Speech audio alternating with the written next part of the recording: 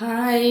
இப்போ நம்ம என்ன பார்க்க போகிறோம்னா ஒரு நைட் டின்னர் தான் பார்க்க போகிறோம். என்ன டின்னர்னு பார்த்தீங்கன்னா பீஸ் போட்டு அந்த க்ரீன் பீஸ் இருக்கு இல்லையா, அது நிறைய ஃப்ரீசரில் வந்து நான் ஃப்ரீஸ் பண்ணி வச்சுருக்கேன். அதை வச்சு ரவா கிச்சடி மாதிரி ஒன்று பண்ணுவேன். க்ரீன் பீஸ் கிச்சடி பண்ணிவிட்டு கோகோனட் சட்னி அதுதான் ரொம்ப நல்லாயிருக்கும். அதனால் அதை பண்ணலான் இருக்கேன்.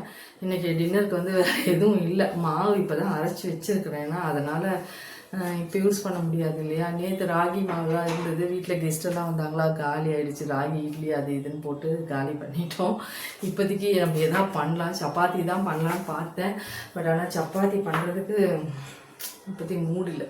ஏன்னா கிச்சன் உள்ள நிற்கவே முடியல, இது பயங்கரமாக கிச்சனு. அதனால் சரி நம்ம என்ன பண்ணலாம், கிச்சடி பண்ணலான்னு சொல்லிட்டு. ஏன்னா கிச்சடி சாப்பிட்டு ரொம்ப நாள் ஆகாமல் இருந்தது, அதனால் கிச்சடி பண்ணலாம். வாங்க எப்படி பண்ணுறதுன்னு பார்ப்போம். ஃபஸ்ட்டு நம்ம வந்து ரவையை வறுத்துப்போம். நான் ஒரு ஒன்றரை ஆழாக்கு அவ்வளோதான் போடுறேன். போதும், 3 பேர் தானே, நல்லாயிருக்கும், போதும் அதுவே. பட் கொஞ்சம் நிறைய இருந்தால் பரவாயில்ல, நாளைக்கு சூடு பண்ணி சாப்பிட்டுக்கலாம், நல்லா தான் இருக்கும். அதெல்லாம் நாங்கள் யோசிக்க மாட்டோங்க, எல்லாத்தையும் சாப்பிடுவோம். போதும், அது ஒரு 3/4 ஆழாக்கு இருந்ததா, இது ஒரு 3/4 ஆழாக்கு போட்டிருக்கிறேன், அவ்வளோதான். இந்த டிமார்ட்டில் வாங்குகிற ரவை சுத்தமாக எனக்கு செட் ஆகலை. ஏன்னா அதில் பார்த்திங்கன்னா நிறைய வண்டு வந்துடுது கொஞ்ச நாளைக்கு எல்லாமே. அதனால் அந்த கிரேஸில் தான் நான் வாங்குறது, நல்லாயிருக்கும். இதில் ரொம்ப நல்லா இருக்கிற ரவைன்னு பார்த்திங்கன்னா நாகா, செம்மையாக இருக்கும். ரவையை லைட்டாக வறுத்துக்கலாம் நல்லாவே. இதெல்லாம் வறுத்த ரவைன்னு தான் சொல்கிறாங்க, பட் இருந்தாலும் நம்ம கொஞ்சம் நல்லா வறுத்துப்போம். ஏன்னா அந்த பிசுன்னு இருக்காது. நம்ம ரவையை நல்லா வறுத்துட்டோன்னு வச்சுக்கோங்களேன், அந்த நல்லா உபிரியாக வரும். அதனால தான் எப்போவுமே உப்புமா கிச்சடி இதுக்கெல்லாம் பார்த்தீங்கன்னா கொஞ்சம் ரவை பெருசாக, அந்த பாம்பே ரவைன்னு சொல்லுவாங்க, அப்போல்லாம் கொஞ்சம் ரவை பெருசாக இருந்ததுன்னா நல்லாயிருக்கும். பாம்பே ரவை இப்போ அந்த மாதிரி ரவையெல்லாம் எதுவும் பாம்பே ரவைன்னு தனியாக இருக்கான்னு எனக்கு தெரியல. நான் அதெல்லாம் டிபார்ட்மெண்டல் ஸ்டோரில் போய் வாங்குகிறோம், பட் ஆனால் அந்த அளவுக்கு எனக்கு தெரியல பாம்பே ரவான்ட்டு. அதனால் இந்த நாகான்னு ஒரு பிராண்ட் இருக்கு இல்லையா, அதை எடுத்துகிட்டு வந்தோம்னா ரொம்ப நல்லா இருந்தது. பெரிய ரவையாக இருக்கும். கேசரிலாம் பண்ணால் செம்ம டேஸ்ட்டாக இருக்கும். நல்லா வறுத்துக்கணும், அவ்வளோதான். வறுத்துட்டு இதை எடுத்து வச்சுட்டு அதுக்கப்புறம் நெக்ஸ்ட் என்னென்ன பண்ணலான்னு பார்க்கலாம். க்ரீன் பீஸ் பாருங்கள் எப்படி ஸ்டோர் பண்ணி வச்சுருக்கேன்னு சொல்லிட்டு உடம்பே முடியல, ஃப்ரீஸ் ஆகிட்டுருக்கு. கொஞ்சம் வெயிட் பண்ணலாம். நல்லா ஃப்ரீஸ் ஆகி போயிருக்காரு பாருங்கள். சவுண்டு கேட்கும்னு நினைக்கிறேன். இந்த மாதிரி ஸ்டோர் பண்ணி இந்த ஸ்டீல் பாத்திரத்தில் வச்சுட்டிங்கன்னா அப்படியே இருக்கும். இல்லை ஜிப்லாக் கவரில் போட்டு வச்சுக்கலாம். சுடுதண்ணியில் பிளான்ச் பண்ணி வச்சிங்கன்னா அப்படியே இருக்கும், 1 வருஷம் கூட கெட்டு போகாது. கிச்சடிக்கு என்னெல்லாம் வேணுன்றதை ரெடி பண்ணியாச்சு. என்னெல்லாம் ரெடி பண்ணியிருக்கேன்னு பாருங்கள். எல்லாமே கட் பண்ணி வச்சுட்டேன். அப்படியே நம்ம இப்போ தாளிக்க வேண்டியது தான். ஈஸியாக எல்லாத்தையும் ரெடி பண்ணிவிட்டு நம்ம கிச்சனில் அடுப்புக்கிட்ட போகணுன்னு வச்சுக்கோங்களேன், டக்குன்னு ஆகிடும். அதுதான் நான் எப்பயுமே ரெடி பண்ணிட்டு தான் போவேன். என்னெல்லாம் ரெடி பண்ணியிருக்கேன்னு பார்க்கலாம் வாங்க. என்னென்னு பார்த்தீங்கன்னா ஃபஸ்ட்டு வந்து க்ரீன் பீஸ் எடுத்து நான் தண்ணியில் போட்டுட்டேன். நெக்ஸ்ட் வந்து பார்த்திங்கன்னா வெங்காயம் நறுக்கி வச்சுருக்கேன். அப்புறம் பச்சை மிளகாய் நறுக்கி வச்சுருக்கேன். பச்சை மிளகாய் தான் காரத்துக்கு. கருவேப்பிலை, கொஞ்சம் நான் பூண்டு போடுவேன் முழுசாக, அந்த மாதிரி சின்னதாக கட் பண்ணி. பூண்டு, புதினா, தக்காளி இதெல்லாம் தான் இப்போ ரெடி பண்ணி வச்சுருக்கேன். இது நம்ம கொண்டு போயிட்டு கொஞ்சம் தாளிப்பு போடலாம் வாங்க, எப்படி பண்ணுறதுன்னு பார்க்கலாம். அடுப்பை பற்ற வச்சுட்டு நம்ம வந்து கொஞ்சம் நெய், ஃபஸ்ட்டு கொஞ்சம் நெய் போட்டுப்போம். கொஞ்சம் நெய் போட்டிங்கன்னா நல்லா டேஸ்ட் இருக்கும், அதனால தான் கொஞ்சமாக நெய் போட்டுக்கலாம். நெக்ஸ்ட்டு கொஞ்சம் ஆயிலும் சேர்த்துக்கலாம்.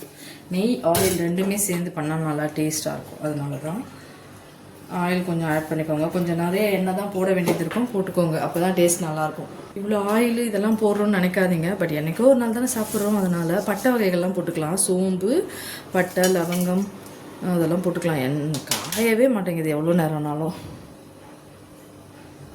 நல்லா பொரியுது. இப்போ தான் லவங்கம் வெடிக்குது. கூட 2 முந்திரி போட்டுக்கோங்க, சும்மா தான் கொஞ்சம் டேஸ்ட்டுக்காக வேண்டின்னு சொல்லலாம். இருந்தால் போட்டுக்கலாம், ஆப்ஷன் தான், இல்லைனாலும் பரவாயில்ல. அவ்வளோதான். முந்திரி கொஞ்சம் லைட்டாக கலர் சேஞ்ச் ஆனோடனே வெங்காயம், பூண்டு, கருவேப்பிலை, பச்சை மிளகாய் எல்லாம் ஒன்றா போட்டுக்கோங்க. போட்டுட்டு நல்லா வதக்கணும். புதினாவும் ஆட் பண்ணிக்கலாம். புதினா கழுவி வச்சாவே கலர் சேஞ்ச் ஆகிடுதுங்க. புதினாவும் நல்லா வதங்கணும். இது ஆல்மோஸ்ட் பிரியாணி மாதிரி தான் இருக்கும் சாப்பிட்றதுக்கு. அப்படியே ஒரு 3/4 வாசி வெந்துருச்சா, இப்போ நம்ம ஒரு ஸ்பூன் இஞ்சி பூண்டு பேஸ்ட் போட்டுப்போம். போதும், இதுவே போட்டுட்டு நல்லா வதக்குங்க.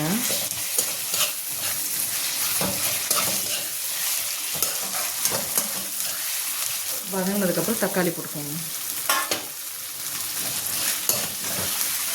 இப்போ நம்ம வந்து க்ரீன் பீஸ் ஆட் பண்ணிக்கலாம். கூட வெஜிடபிள்ஸ் இருந்தாலும் போட்டுக்கலாம். கேரட்டு, பீன்ஸு எல்லாம் போடலாம். நிறைய போட்டால் ஒரு மாதிரி காய்கறி சாதம் மாதிரி ஆகிடும்னு சொல்லிட்டு வெறும் பீஸ் மட்டும் போடுறேன். இது மட்டும் போட்டாலே நல்லா டேஸ்ட் கிடைக்கும்.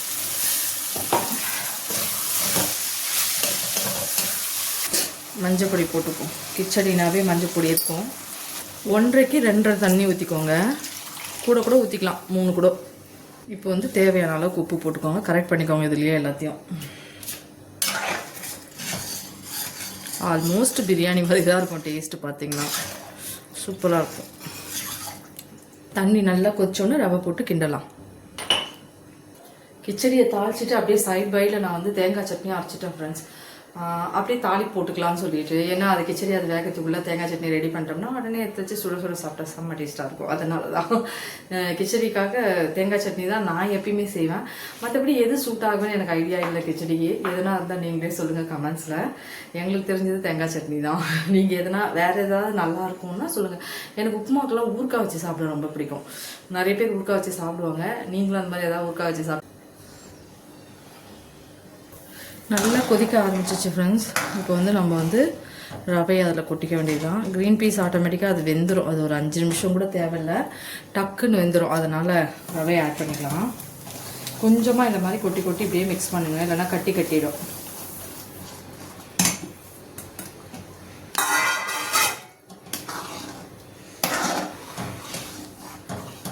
அவ்வளோதாங்க. கொஞ்சம் கொஞ்சமாக டைட் ஆகிட்டே இருக்குது. இன்னும் கொஞ்சம் நேரம் வேகணும்.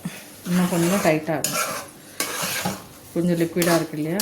இன்னும் ரவை கொஞ்சம் வேக வேண்டியது இருக்குது. கொஞ்சம் நேரம் வெயிட் பண்ணோம்னா அப்படியே டம் மாதிரி போட்டு அப்படியே வச்சிட்டோம்னா கொஞ்ச நேரத்தில் அதுவே வெந்துடும்.